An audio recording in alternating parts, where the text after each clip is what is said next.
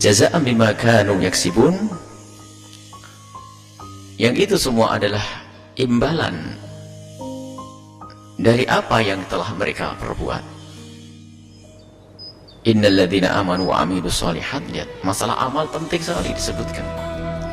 Sesungguhnya mereka yang beriman kepada Allah dan beramal saleh, kana lahum jannatul firdausi nuzula, maka bagi mereka adalah surga-surga Firdaus tempat tinggal mereka.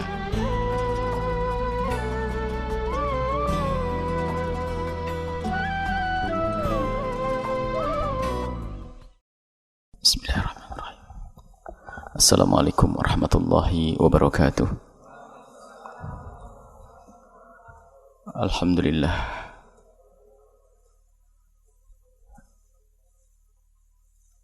alhamdulillahilladzi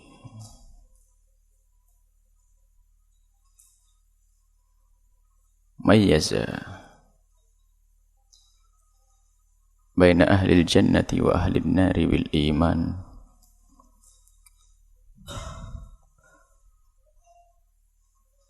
Fa salatullahi wa salamuhu ala habibina Sayyidina Muhammad wa ala alihi al-mutahharin wa ashabihi tayyibin wa tabi'ina lahum bi ihsanin ila yaumiddin. Allahumma ya Rabbana kama an'amta alaina bil imani fazidna minhu fazidna minhu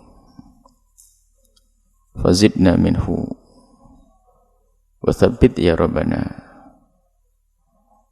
alaihi wahzurna yawmal qiyamati ma'a zumrati al-mu'minin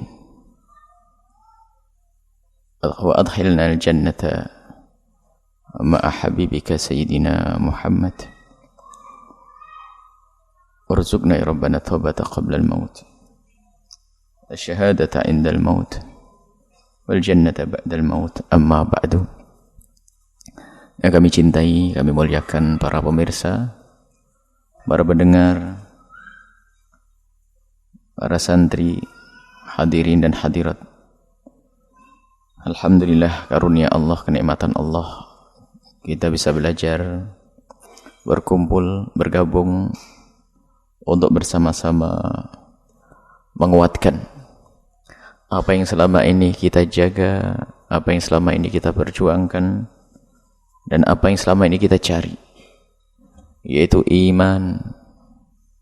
Semoga Allah memberikan kepada kita keimanan yang sesungguhnya, dijauhkan dari kemunafikan, dijauhkan dari kesyirikan, dijauhkan dari kekufuran. Dan semoga seperti Allah telah memberikan kepada kita keimanan, Allah senantiasa menambahkan keimanan itu semakin hari semakin kuat dan memudahkan kita untuk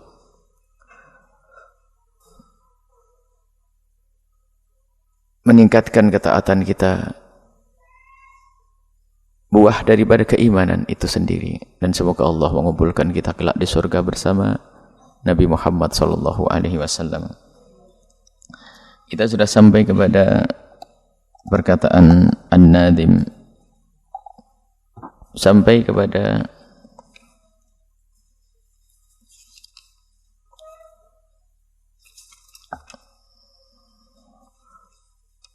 wa ilmuhu wa la yuqalu muktasab fatba sabilal haqqi wa trahir riyab. Wa ilmuhu wa la yuqalu muktasab, sifat ilmu Allah. Sifat ilmu Allah, kita harus meyakini Allah maha tahu, maha mengetahui. Yang mengatakan Allah tidak tahu, maka keluar dari iman. Allah mengetahui segalanya. Tafsilat dari apa yang ada di dalam semesta, Allah maha tahu. Kalau manusia mengetahui global, itu gunung, kita tahu itu gunung. Tapi kita tidak tahu ada berapa harimau di dalamnya, ada berapa ular di dalamnya, ada berapa pohon di dalamnya, kita tidak tahu. Kalaupun seandainya kita bisa menghitung ada 2000 atau 2000 pohon, tapi kita tidak tahu berapa rantingnya, berapa buahnya. Kalaupun kita sudah mengetahui ranting atau buahnya ada berapa ton, tidak tahu komposisi atau apa yang di dalam buah itu bermacam-macam. Itulah pengetahuan kita, tapi pengetahuan Allah mencakup semuanya. Tidak ada yang tersembunyi bagi Allah Subhanahu wa ta'ala. Jadi Allah Maha Tahu, tidak ada yang tersembunyi. Sehingga menyadari makna ini sangat penting, dan itu makom yang sangat tinggi, yaitu makom ihsan. An ta'budallaha ka'annaka tarahu fa in lam takun tarahu fa innahu yarak. Engkau menyembah Allah, beribadah kepada Allah seolah-olah engkau melihat Allah, dan engkau tidak mampu melihat Allah. Allah tidak dilihat di dunia. Tapi pungkasan hadisnya adalah untuk kita yang sesungguhnya, fa illam takun tarahu fa innahu yaraka. Jika engkau tidak bisa melihat Allah, maka Allah melihatmu. Menyadari Allah melihat kita dan mengetahui apa yang ada di hati kita, perilaku kita ini luar biasa. Itu maqam muraqabah, maqam ihsan, maqam tertinggi. Sehingga ia akan selalu merasakan kebesertaannya dengan Allah, merasa dilihat oleh Allah. Sulit bagi hamba tersebut untuk melakukan kemaksiatan, sulit bagi hamba tersebut untuk tidak memenuhi panggilan Allah, karena merasa dilihat oleh Allah. Allah yang bagaimana? Bukan bagaimana yang dinisbatkan kepada zat, akan tapi kepada sifat.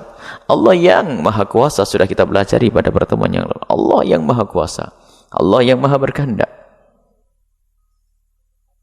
dan seterusnya. Maka kita meyakini akan bahwasanya Allah Maha Tahu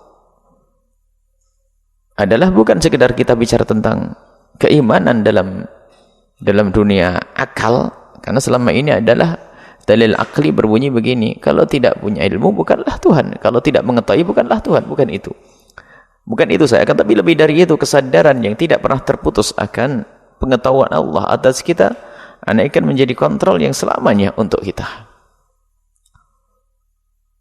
dan kita akan terkontrol. Dan di saat manusia merasa terkontrol, maka dia akan menimbang langkahnya, perilakunya, gerak-geriknya sesuai tidak dengan aturan agar tidak disalahkan, karena dikontrol terus. CCTV yang ada di sebuah perusahaan, dia lumayan menjadikan pegawainya itu merasa takut kalau dia tidak serius di dalam bekerja,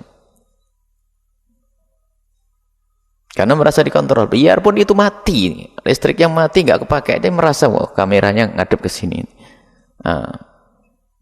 Itu pun dia masih bekerja. Kenapa? Merasa terkontrol, padahal kamera mati itu sudah lama tidak dipakai. Cuma dia tidak tahu kalau itu tidak dipakai, akan tapi merasa terkontrol. Itu membantu dia untuk serius dalam bekerja. Bagaimana kita dengan Allah yang tidak pernah terputus kontrolnya? Sifat Allah, sifat ilmu Allah, sifatun azaliyatun qaimatun bidzatihi ta'ala. Qaimah bidzatihi ta'ala. Sifat yang ada pada Allah Subhanahu wa ta'ala. Dan sifat ilmu adalah bukan sifat iradah. Sifat ilmu bukan sifat iradah. Berbeda sifat ilmu dari sifat iradah. Akan tapi ilmu dengan iradah tidak akan bertentangan. Apa yang dikehendaki Allah, itulah yang diketahui oleh Allah. Sehingga sudah kita bahas kemarin, kudrah Allah sesuai dengan iradah Allah, dan iradah Allah sesuai dengan ilmu Allah. Sekarang kita bahas masalah ilmu, qaimatun bidzatihi ta'ala. Kemudian ilmu ini yata'allaq bi jami'il wajibati wal mustahilati wal jaizati. Kalau sifat ilmu itu ta'alluqnya, hubungannya dengan semua, baik itu yang wajibat atau jaizat atau mustahilat. Allah Maha tahu tentang zatnya yang wajibat. Allah Maha tahu bahwasanya tidak ada Tuhan dua, itu enggak ada.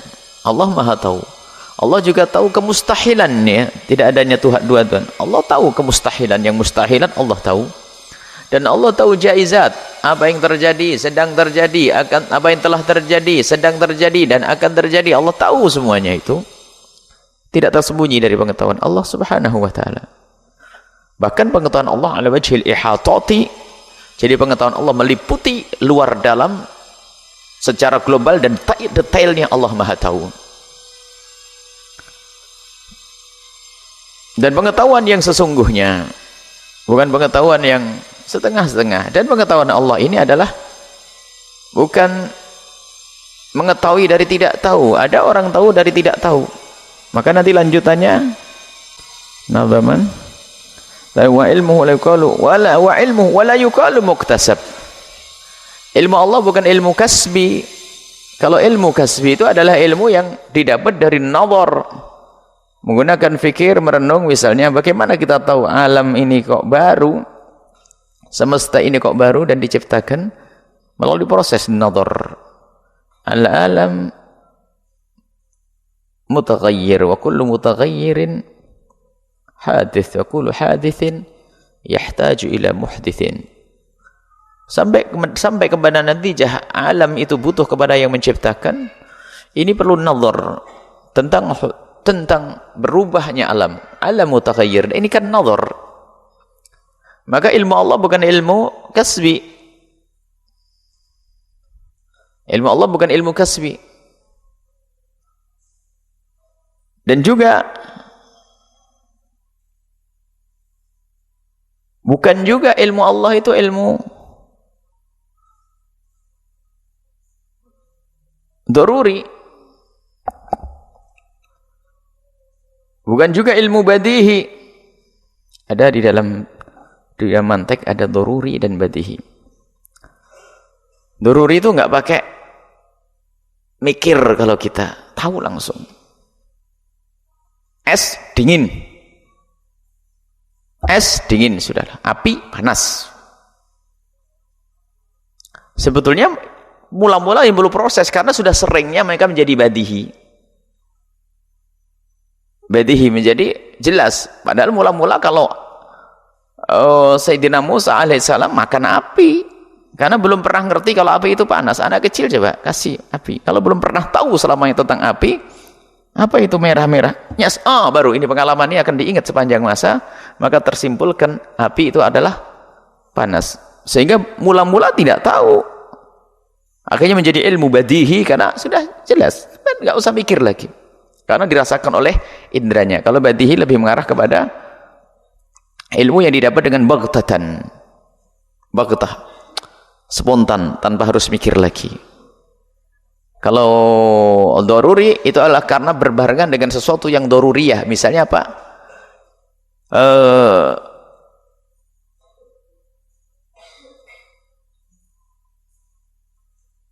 Tapi masih menggunakan, pada mula-mula tidak tahu. Misalnya satu itu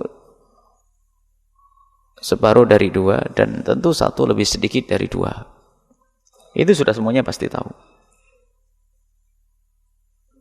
Ya, satu separuh dari dua, nggak usah pakai mikir panjang.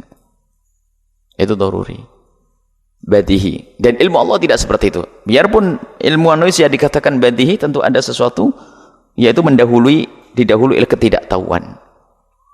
Biarpun yang katanya daruri, tentu ilmu manusia yang katanya daruri tadi nggak pakai mikir, nggak pakai istidlal, nggak pakai nazar, tapi didahului oleh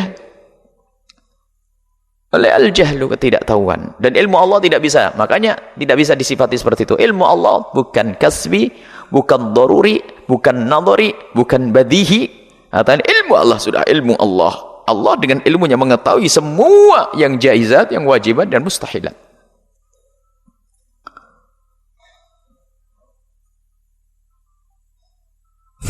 Kalau muktasab, awas hati-hati. Muktasab cari dulu. Kok nggak tahu gimana nih? Baru tahu nanti. Nadhar, apa itu? Allah tidak perlu itu semuanya, karena ilmu Allah meliputi semuanya. Dan ilmu Allah qadimatun, azaliyatun, dari dulu sudah ada.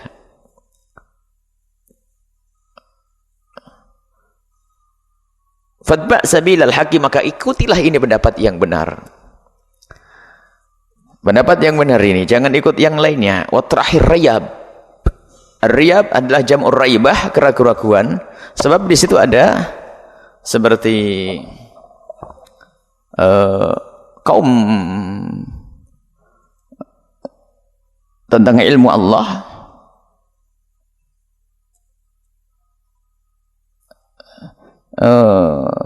Mu'tazilah misalnya, kaum Mu'tazilah itu menafikan tentang sifat-sifat seperti itu, sifat ma'ani.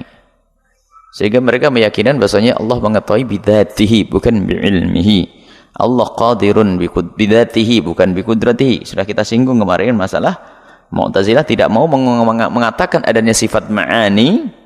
Karena apa? Dengan meyakini adanya sifat ma'ani yang dikatakan sebagai sifatun qadimatun azaliyatun, maka nanti akan berbilang al-qudama, dan itu ainus syirki, bentuk kesyirikan yang sesungguhnya menurut kaum Mu'tazilah. Akan tapi kita tidak mengatakan kita adalah Allah alimun bi'ilmihi, Allah qadirun biqudratihi, Allah qadirun biqudratihi, sehingga kita mengukur sifatnya. Maka jangan ragu-ragu tentang adanya sifat ilmu ini. Kemudian hayatuhu kadal kalam, hayatu sifat hayat.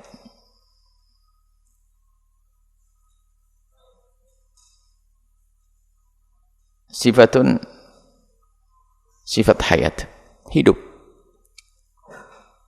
Kalau mereka para mutakalimin berhujjah, gimana hujjahnya secara akal?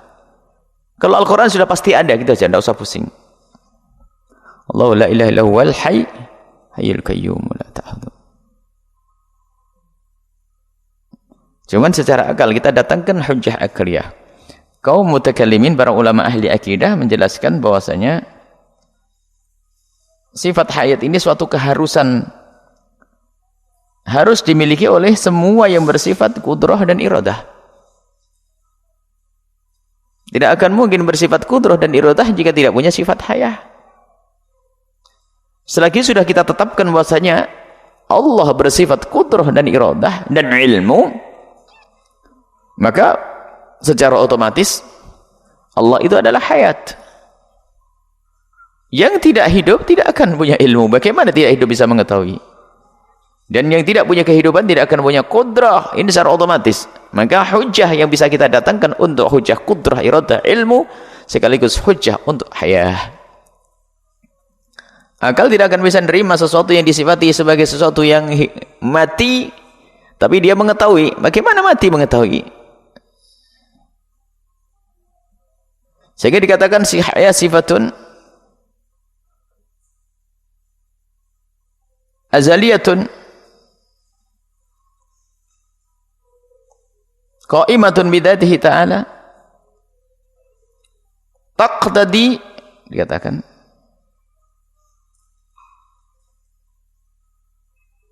sihhata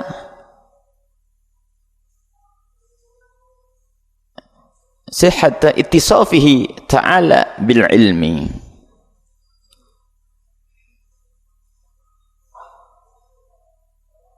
Ittisafil ilmi, sifat yang dahulu ada dari dahulu, maka dengan sifat itulah Allah bersifat ilmu. Kalau tanpa ada hayat tidak akan punya sifat ilmu.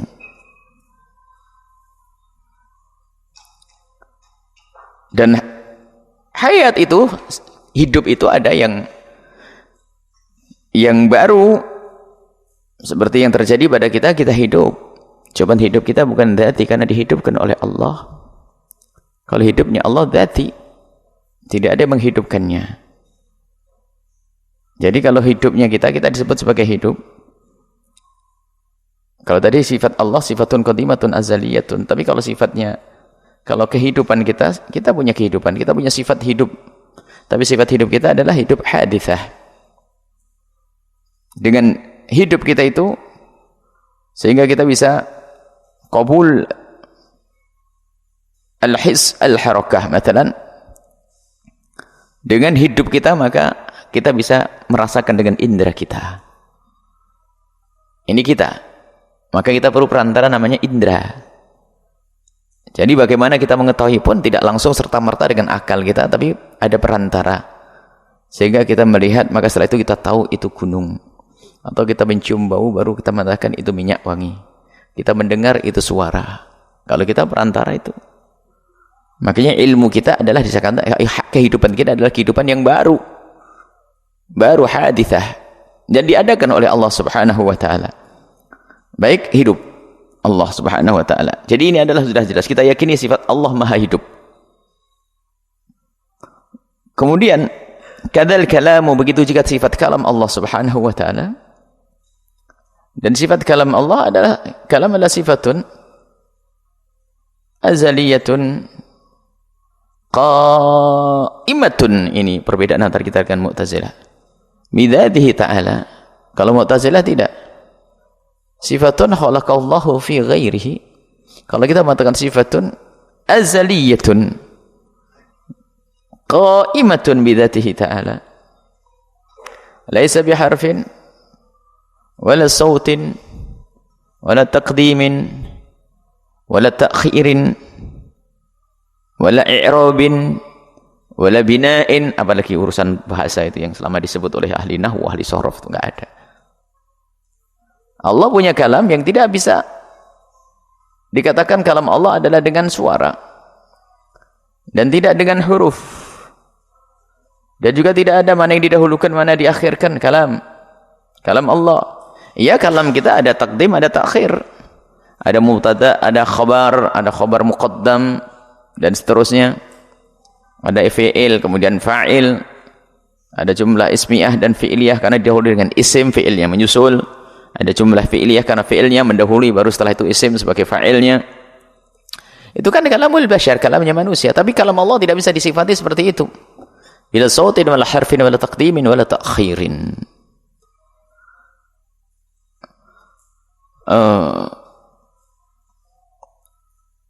Mu'tazilah dan Allah juga munazzah anis sukut, tidak bisa dikatakan Allah diam, karena yang diam itu adalah kalam yang bisautin wa harfin, sehingga di saat tidak ada suara dan tidak ada huruf maka itu diam. Maka Allah pun tidak bisa dikatakan diam. Ada dalam hadis wasakata anhu, dan Allah diam. Akhirnya ini orang mujassimah, orang yang katanya musyabbihah, yang mengatakan menetapkan pada Allah sifat-sifat yang sudah disebutkan oleh Allah dan Rasulnya. Akhirnya muncul dalam sifat-sifat Allah sifat sakit, Allah pendiam. Ini kan kurang ajar. Dan itu terjadi di kalangan mereka. Semua yang disebutkan oleh hadis Nabi harus jadikan sifat Allah. Sakata, Allah sakat. Berarti Allah punya sifat diam.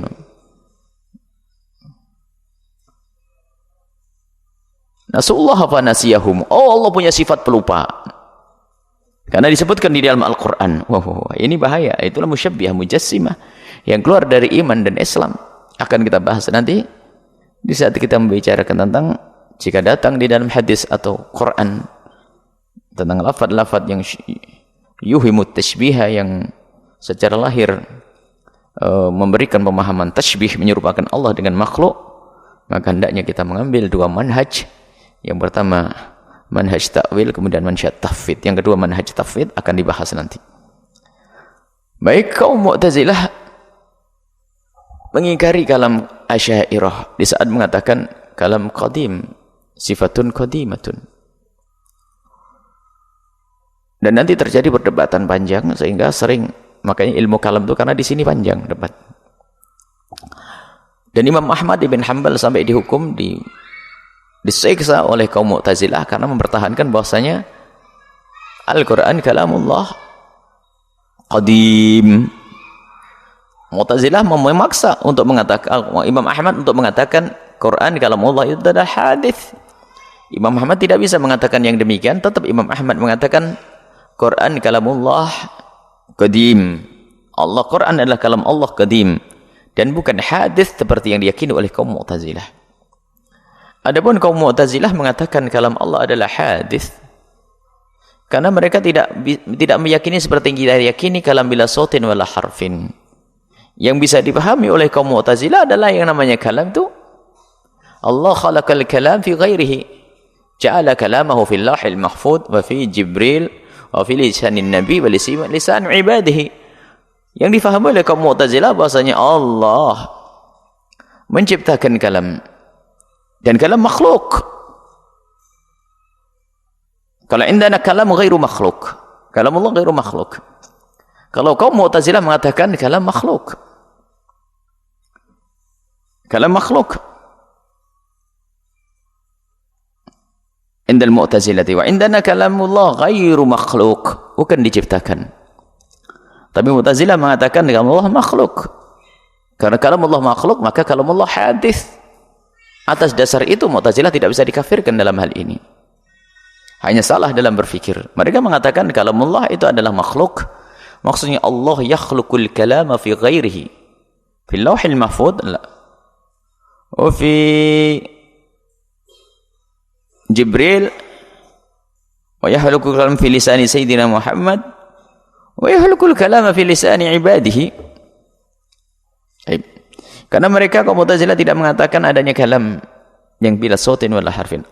Asy'ariyah ahli sunnati wal jamaati mendatangkan hujjah bahwasanya kalamullah qadim karena atas dasar bahwasanya kalam yang dimaksud adalah kalam nafsi bimakna, artinya kalam nafsi adalah kalam al-qaim bidzatihi ta'ala. Di dalam diri manusia ada kalam nafsi. Tapi bukan berarti kita mengkiaskan apa yang ada pada Allah dengan makhluk. Awas, jangan salah.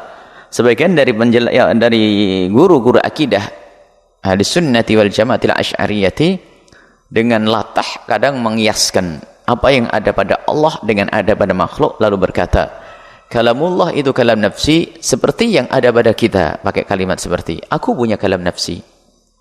Lihat di dalam hatiku ada banyak ungkapan-ungkapan biarpun belum aku ucapkan. Aku tadi mau ngomong begitu dulu, aku mau ngomong apa di dalam hatimu.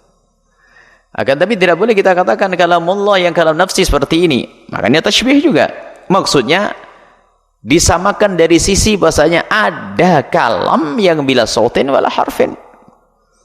Kalami kalam nafsi.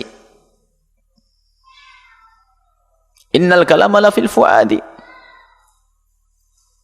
Omongan itu sesungguhnya di dalam hati, kalam yang sesungguhnya.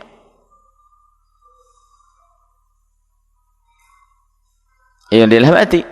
Dalam hati aslinya. Kemudian lesan ini jadikan sebagai dalil. Itu kan untuk manusia. Maka tidak bisa dikiaskan Allah dengan manusia. Sifat Allah dengan sifat manusia enggak bisa. Cuman ini didatangkan oleh kaum Asy'ariyah untuk membuktikan di depan kaum Mu'tazilah bahwasanya ada kalam yang bila sautin wala harfin wala taqdimin wala ta'khir. Kalam kita enggak pakai. Bila saut wala harf. Pokoknya saya ngomong banyak. Marah saya atau saya cinta, saya senang, saya macam-macam. Ungkapan. Kemudian adapun kalam Allah nafsi bimakna qaim bidzatihi ta'ala. Sifat Allah subhanahu qaim bidzatihi ta'ala ada pada Allah, dan sifat Allah kalau begitu menurut pemahaman akidah Ahlussunnah wal Jamaah maka disebut sebagai kalam qadim. Maka waktu mengatakan Quran kalamullah qadim. Quran kalamullah qadim.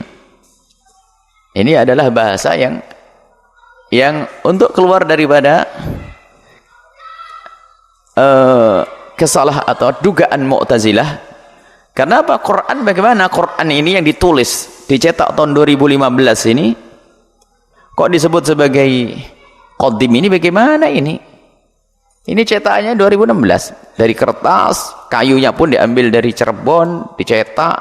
Bagaimana dikatakan qadim? Tidak Quran misalnya. Kalamullah, maka harus ada kalamullahnya. Kalau Quran yang terdiri dari kertas dan huruf itu adalah hadis. Tapi ini tidak boleh disebut, para ulama mengatakan jangan disebut di majelis umum ini. Ini hanya untuk majelis pendidikan. Cuman ini majelis didengar oleh orang banyak, majelis umum juga. Cuman untuk menjelaskan kalau kertas ini ya jelas baru dong. Kalau sudah dalam bentuk lafaz ada takdim ada takhir. Bahkan istidlalnya ahli nahwu pun dengan Al-Qur'an. Ini ada mubtada, ini khabar. Maka bahasa yang diungkapkan para ulama adalah Al-Qur'an kalamullah. Nah itu loh. Tidak mengatakan Al-Qur'an mushaf baina dafaitil mushaf yang ditulis dalam mushaf ini, bukan. Al-Qur'an kalamullah qadim. Al-Quran kalamullah qadim. Kalamullah sesuai dengan definisi ahli sunnati wal jamaati.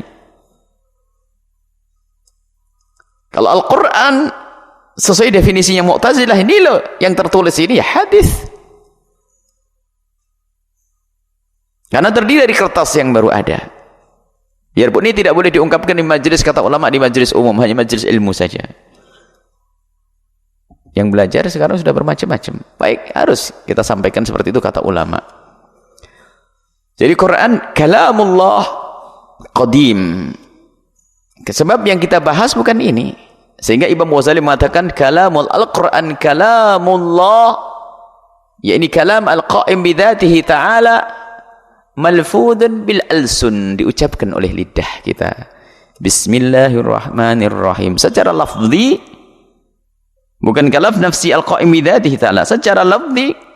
Maka ada takdim atau akhir, bi ba dulu baru sin mim, dan itu hadis dibuat. Madlulnya lafaz ini adalah kalamullah al-qaim bidzatihi ta'ala. Sehingga tetap ini dikatakan kalamullah. Nggak mungkin. Seperti kemarin kita contohkan, Habib Hasan Bahrun berkata, kalau orang akhlaknya tambah, ilmunya tambah 1, hendaknya akhlaknya tambah 2. Ditulis besar di situ. Setiap orang baca itu kalamnya siapa? Habib Hasan Bahrun. Padahal di mana lidah mulia beliau? Di mana bibir mulia beliau? Sudah berlalu ucapan ini diucapkan beberapa tahun yang lalu. Cuman madlulnya lafaz ini adalah kepada kalam yang diucapkan oleh Habib Hasan bin Ahmad Bahrun. Walillahil mathalul a'la. Tidak boleh kita membuat misal untuk Allah dengan contoh manusia, hanya untuk menggambarkan saja, memberikan pemahaman. Begitu juga Allah Subhanahu wa taala. Yang kita bahas adalah kalam al-qaim bidzatihi ta'ala. Maka namanya kalam qaim bidzatihi ta'ala itu disebut sebagai kalam qadim, qaimun bidatil qadim. Kemudian juga masih ingat kemarin yang kita singgung tentang perbedaan antara Mu'tazilah dengan ahli sunnati wal jamaati tentang al-amru wal iradah indal Mu'tazilati. Orang Mu'tazilah mengatakan bahasanya iradah adalah amr. Makanya kalau kita cermati itu, kaum Mu'tazilah itu sebenarnya tidak bisa lepas dari apa yang dikatakan oleh kaum Asy'ariyah. Kalau kita amati kalam itu terdiri dari khabar. Di dalam Al-Quran ada khabar, berita tentang kaum terdahulu, khabar. Atau berita tentang hari kiamat yang belum datang, khabar. Kalau tidak khabar, di dalam Al-Quran itu adalah perintah dan larangan. Perintah dan larangan. Baik. Khabar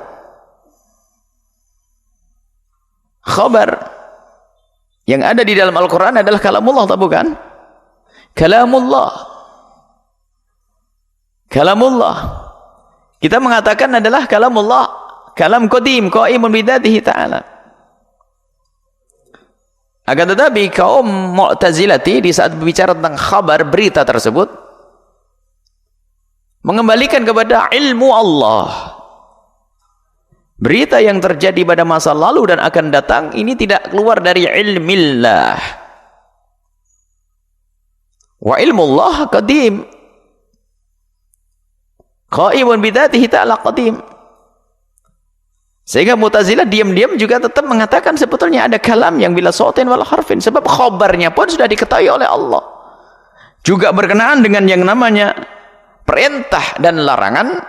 Amr dan nahi adalah perintah, Allah memerintahkan. Yang kaum Mu'tazilah mengatakan perintah dan larangan adalah disebut sebagai iradah. Kalau diperintahkan berarti Allah menghendaki, kalau tidak diperintahkan Allah tidak menghendaki. Jadi perintah amr dan nahi kembali kepada iradah Allah. Di dalam Al-Quran ada amr dan nahi, tapi Mu'tazilah memandang sisi lain bahwasanya amr dan nahi ini adalah ada hubungannya dengan iradah Allah, kehendak Allah. Sehingga mereka menyamakan antara iradah dengan amr. Adamul iradah, tidak menghendaki dengan nahi. Nah, ini maka sebetulnya kaum Mu'tazilah waktu mengingkari kalam nafsiyah, diam-diam harus mengakui bahwasanya iradah ente samakan dengan amr. Amr dalam Al-Qur'an jelas, aqimus sholata dan seterusnya. Tapi Mu'tazilah mengatakan amr adalah sama dengan nahi. Amr adalah sama dengan iradah, amr sama dengan iradah. Nahi sama dengan adamu iradatillahi bih. Allah tidak menghendakinya. Maka di sini sebenarnya khilaf tidak terlalu parah, tidak terlalu membingungkan, karena apapun bentuknya kaum Mu'tazilati yang mengatakan bahwasanya kalam Allah dalam bentuk tulisan ini adalah dikatakan sebagai yang baru, dan kita pun mengatakan begitu baru. Tapi kalamullah al-qa'im bidatihi ta'ala, cuman Mu'tazilah tidak mengatakan itu sebagai kalam, mengatakan itu adalah iradah Allah atau adamul iradah atau itu ilmullah. Sehingga tidak ada perbedaan di sini. Akan tapi ada masuk di balik perbedaan antara kita dengan kaum Mu'tazilah, orientalis, kaum munafikin, berkenaan tentang orientalis yang mencoba untuk mencari pembenar akan akidah mereka tentang Sayyidina Isa alaihissalam, yang kita mengatakan Sayyidina Isa adalah makhluk. Sayyidina Isa adalah manusia yang diciptakan oleh Allah Subhanahu wa taala. Ini ada orang dari kita yang terpengaruh dengan pemikiran-pemikiran mereka, atau mereka yang memanfaatkan Al-Qur'an. Perdebatan antara kaum Mu'tazilah dan kaum Asy'ariyah yang sebetulnya perdebatan ini adalah tidak sesungguhnya, akhirnya tidak memang harus begitu. Misalnya Mu'tazilah yang mengatakan kalamullah itu adalah bentuk ini harus mengatakan baru, sementara kaum Asy'ariyah yang mengatakan kalamullah adalah kalam yang bila sautin wala harfin yang qa'im harus mengatakan qadim. Sebab cara pandangnya beda. Mu'tazilah menganggap tulisan ini, ya kita menganggap adalah makna al-qa'im bidati, maka tidak bisa ketemu ini. Maka ada perbedaan, ini bukan perbedaan yang sesungguhnya antara kita dengan kaum Mu'tazilati. Cuma di situ ada di luar Islam, khususnya kaum Nasrani, mereka menyebut dalam Al-Quran ada innamal masihu Isa bin Maryam Rasulullah wa kalimatuhu. Kalimatuhu. Innamal masihu Isa bin Maryam Rasulullah. Isa Maryam adalah Rasulullah, utusan Allah. Dan juga dikatakan oleh Allah kalimatuhu. Kalimatuhu. Meminjam setelah itu untuk berdusta, meminjam pemahaman kaum Asy'ariyah. Bukankah kalamullah tadi qadim? Berarti Isa yang disebut sebagai kalimat itu adalah qadim. Dia bukan diciptakan. Maka benar akidah Nasrani bahasanya Isa adalah Tuhan. Atau mungkin istilah dengan bagian daripada Tuhan. Ini dimanfaat, dan banyak di antara penulis kita ini tergiur oleh pemikiran-pemikiran aneh kayak begini itu. Innal masih Isa bin Maryam Rasulullah wa kalimatuh. Padahal kalau kita membaca keterangan yang lain, kalau Allah menghendaki sesuatu, Allah mengatakan kun fayakun. Maka makna kun bukan kalimatnya kun, tetapi kun yang qa'im bidatihi ta'ala. Itu yang menjadikan Sayyidina Isa terwujud. Bukan kalimatuh, maksudnya Isa ini adalah kalimatuh. Akan tapi adanya Sayyidina Isa alaihissalam kan dengan kalimat Allah kun, seperti semesta dengan kalimat Allah kun, semuanya akan terjadi. Cuman biasa habis itu ada memanfaatkan sesuatu di balik perdebatan untuk kepentingan. Sehingga ini betul marah juga di kalangan mereka. Bahkan mereka juga kadang membawa Al-Quran ini, orang Islam ini kok tidak bisa faham, katanya percaya dengan Al-Quran. Bukankah disebutkan dalam Al-Quran adalah apa? Innamal masih Isa bin Maryam Rasulullah wa kalimatuh. Sudah dikatakan kalimatuh, kalimat Allah itu kan ngomong. Hei kaum Asy'ariyah, hei muslimin, bukankah kamu mengatakan bahasanya kalau Allah qadim, jadi Musa itu bukan diciptakan? Isa bukan diciptakan. Ini ada hal-hal yang semacam ini. Isa adalah hamba Allah, bukan Tuhan. Baik, ini bicara tentang kalamullah. Setelah kalam, apa tadi? Kalamullah.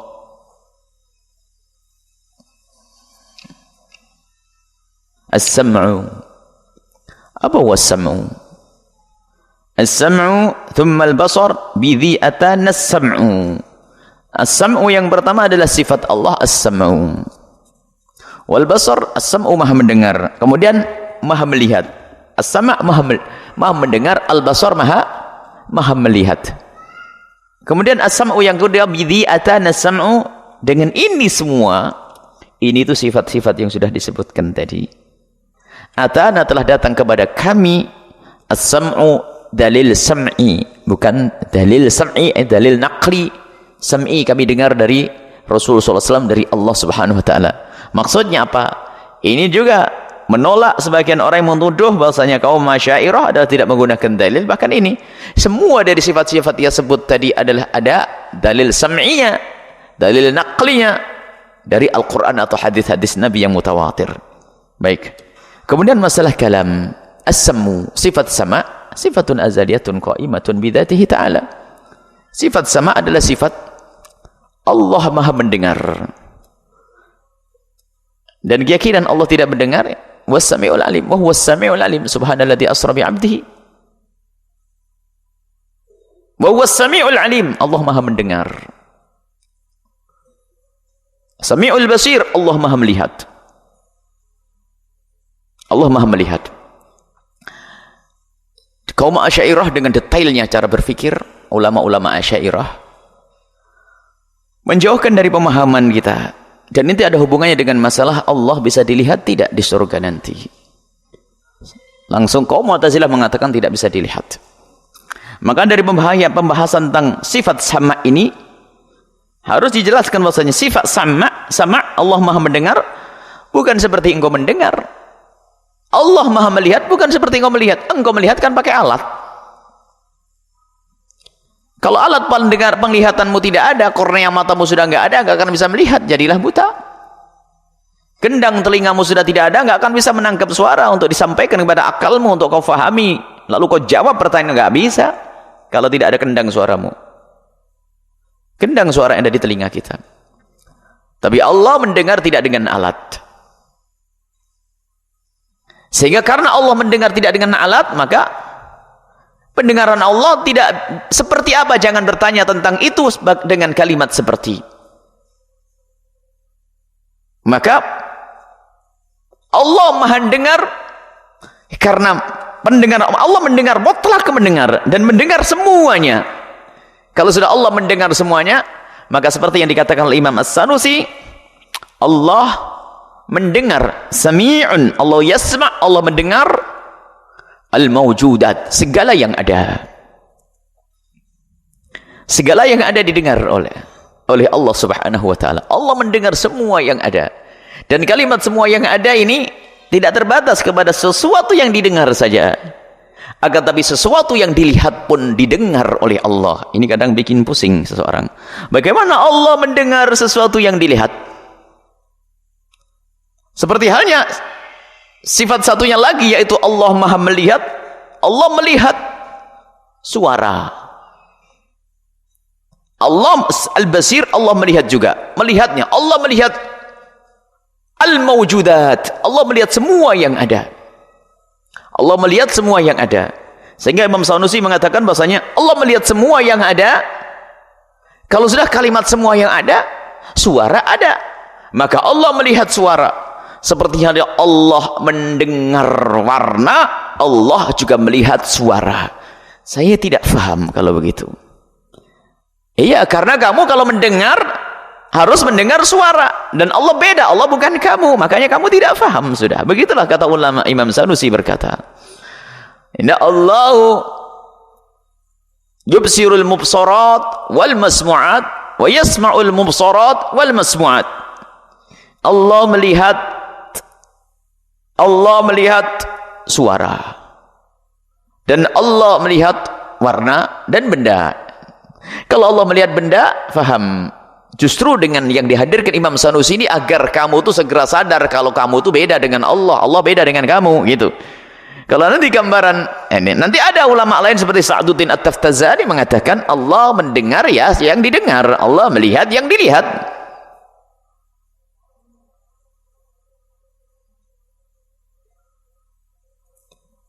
Allah mendengar yang didengar, Allah melihat yang dilihat. Allah mendengar yang didengar, Allah melihat yang dilihat. Baik. Ini juga ada pendapat ulama kita, ulama Asy'ariyah, namanya Syekh Sa'duddin At-Taftazani. Beliau adalah juga pakar akidah besar. segede Imam As-Sanusi. Baik, perdebatan yang semuanya ini sebetulnya ada maksud tujuan nanti tentang bagaimana kita melihat. Kalau kita melihat, kamu melihat di dunia adalah terbatas dengan alat, sehingga di saat alatmu sudah tidak ada, kamu tidak bisa melihat lagi. Sehingga karena kamu butuh alat, ya terbatas dengan kekuatan alatmu. Sehingga apa yang kamu lihat? Yang kamu lihat adalah semampu alatmu. Sehingga bukan semua yang tidak kamu lihat itu tidak ada, tidak. Banyak hal yang tidak kamu lihat berat, tapi ada. Karena apa? Kamu punya keterbatasan. Karena apa? Kamu pakai alat. Sehingga kita bisa melihat tuh. Apalagi kayak mata gini. Saya dari sana sudah ada begitu kelihatan. Nah ini remang-remang. Alhamdulillah kalau baca saya bisa. Kalau baca jauh nggak kelihatan, nggak apa-apa sudah. Yang penting kalau baca bisa. Saya kalau baca nggak usah pakai kacamata. Tapi kalau saya ingin lihat siapa di sana harus pakai kacamata. Ini baru kelihatan tuh. Tapi kalau baca kitab tidak pakai, tidak apa-apa. Baik, terbatas atau tidak cara pandang kita? Di balik tembok sana ada sesuatu yang banyak. Saya tidak bisa melihat karena terbatas pandanganmu. 300 meter, 1 kilo sudah nggak bisa lihat. Gajah pun katanya bisa semut nanti karena jauh. Karena terbatas dengan alatmu. Dan Allah tidak melihat dengan alat. Maka dari itu pandangan Allah mutlak, nggak ada gajah lalu menjadi kecil, tidak. Sehingga yang dihadirkan oleh ulama Asy'ariyah ini bahwasanya apa? Yang tidak terlihat olehmu maka Allah juga melihat.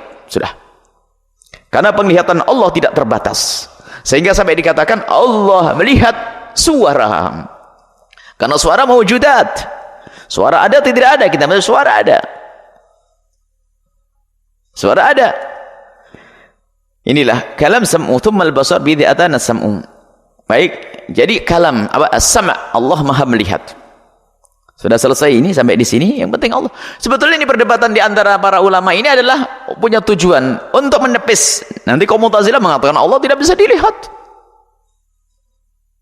Allah tidak bisa dilihat oleh kita. Allah tidak bisa dilihat oleh kita. Dan apakah Allah melihat Allah sendiri? Ini pertanyaan. Dalam kaidah kita sedang Allah mawjud. Allah melihat Allah sendiri dan Allah mendengar Allah sendiri. Karena semua mawjudat, semua yang wujud Allah bisa lihat dan Allah dengar. Adapun caranya jangan bertanya. Kita balik, kita melihat Allah pun jangan pakai tanya cara nanti kalau sudah di surga. Ini adalah sekelumit tentang muqaddimah bagaimana nanti tentang pemahaman yang dibangun saat ini tentang sifat Allah, ada hubungannya nanti di saat kita harus dalam dunia praktek dengan zat Allah, yaitu tadi kalau sudah memahami sifat Allah, ada Allah begini, oh sifat-sifat Allah, kemudian pertanyaan besar, apakah Allah nanti bisa dilihat di surga? Mu'tazilah belum bisa mengatakan Allah dilihat di surga. Ini juga ada hubungannya dengan perdebatan yang panjang tentang masalah sifat-sifat Allah subhanahu wa ta'ala. Jelas? Hari ini kita belajar tentang sifat ilmu Allah, kemudian sifat hayah, kemudian sifat kalam, sifat sama', sifat basar. Baik, Allah Maha melihat dan Allah Maha mendengar. Semoga Allah memberikan kepada kita pemahaman yang benar, akidah yang benar, akidah yang diridhai oleh Allah subhanahu wa ta'ala. Bismillahirrahmanirrahim. Alhamdulillahirabbil alamin.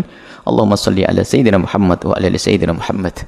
Allahumma ya rabbana tsabbit qulubana ala dinik. Ya Allah, kuatkan iman kami, jaga hati kami ya Allah, dan berikan kepada kami pemahaman yang benar. Dan kami mohon ya Allah, muliakan kami di dunia dan di akhirat. Muliakan keluarga kami dan anak-anak kami. Muliakan santri-santri dan muliakan semua yang bergabung di acara ini, dan berikan kepada semua yang telah berjuang bersama kami ketulusan dan keikhlasan ya Allah. Berikan kepada semua yang telah berjuang bersama kami ketulusan dan keikhlasan ya Allah. Berikan kepada semua yang telah berjuang bersama kami ketulusan dan keikhlasan, dan kami mohon kirimkan ke tempat orang tulus dan ikhlas. Ahli surga bisa berjuang di tempat ini. Tempat ini Engkau Maha tahu ya Allah, tempat untuk belajar ilmu agama, tempat untuk belajar ilmu-Mu, untuk mengenal-Mu, mengenal kekasih-Mu Nabi Muhammad, mengenal kitab suci-Mu. Maka kami mohon ya Allah, berikan kepada kami kekuatan ya Allah untuk terus berjuang di tempat ini Allah. Berikan keistiqomahan, ketulusan, dan kami mohon panjangkan umur kami dalam ketaatan serta sehat walafiat. Panjangkan umur orang tua kami dan guru-guru kami dalam ketaatan sehat yang walafiat. Panjangkan umur anak-anak kami dan para santri kami dalam keadaan taat dan sehat walafiat. Dan kami mohon kelak saat Kau hendak mencabut nyawa kami, berikan kepada kami husnul khatimah, mati dalam keadaan iman. Dan kami mohon ya Allah, jadikan ucapan kami di akhir hayat kami kelak di saat kau cabut nyawa kami adalah kalimat agung dan mulia, la ilaha illallah Muhammadur Rasulullah, la ilaha illallah Muhammadur Rasulullah, la ilaha illallah Muhammadur Rasulullah sallallahu alaihi wasallam. Rabbana atina fid dunya hasanah wa fil akhirati hasanah wa qina adzabannar. Sallallahu ala sayyidina Muhammadin wa ala alihi washabbihi wasallam. Walhamdulillahi rabbil alamin. Al-Fatihah.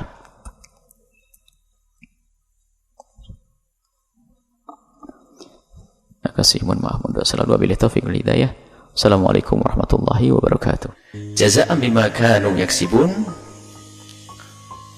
Yang itu semua adalah imbalan dari apa yang telah mereka perbuat. Innal ladzina amanu wa amilus shalihat. Lihat, masalah amal penting sekali disebutkan.